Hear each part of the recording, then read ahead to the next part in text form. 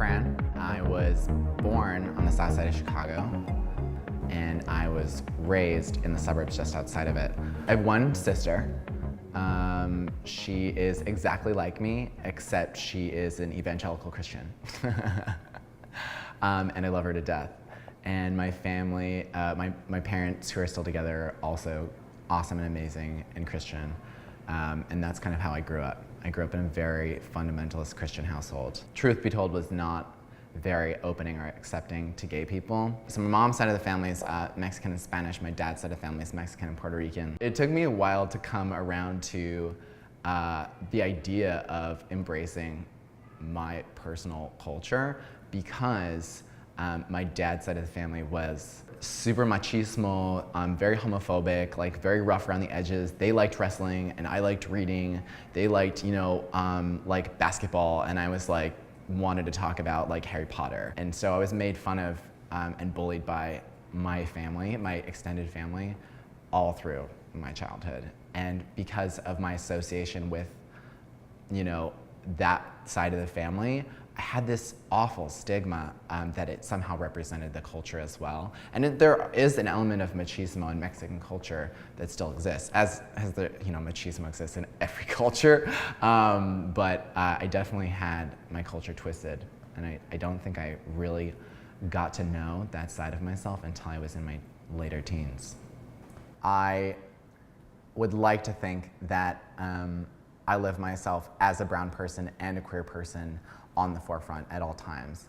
But the truth is that depending on the conversation or depending on what situation I am, I'm a queer person first or I'm a brown person first. It really depends on what is required of me. I definitely don't feel like they're things that are meshed into one, but they definitely have to do with each other. But it's like twin snakes, like intertwining. My identity as a gay man informs every decision that I do, every decision that I make. Even like when I eat breakfast, I feel like I'm thinking about it, like that's just like the kind of brain that I have. And on the flip side, in the country that we're living in right now, you can't not be aware of your race.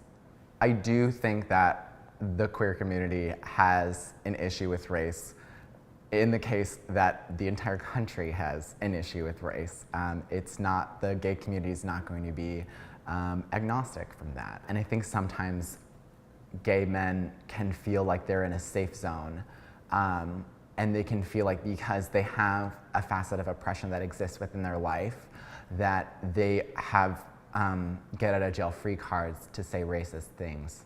The only place I really experience real microaggressions are when I'm dating people and they get comfortable around me. I mean, the one that I get a lot is like when I'm like laying in bed with a guy and he'll be like, "Oh, you have such beautiful skin." And like, I remember the first time I just got out of a relationship and the guy said that to me, but he's like, "You have beautiful skin." I was like, "Oh yeah, thanks. Like, I have a great skincare regimen, like blah, blah." And then I was trying to give him an out.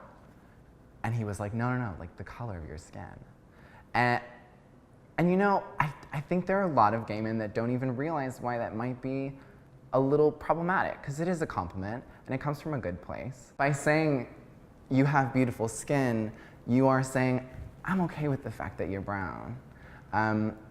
There's a performance of okayness that happens within a white gay community that can be more microaggressive than people realize. I think the things that are going to bring us together and as a community and help us overcome a really politically hostile environment and in a country where everything is really uncertain is by genuinely seeking understanding for people for people within your community that you don't have everything in relation to. So if you're a white person, you need to go and meet some brown people, or you need to like do your reading or do your research so that you know how to talk about race in this political climate.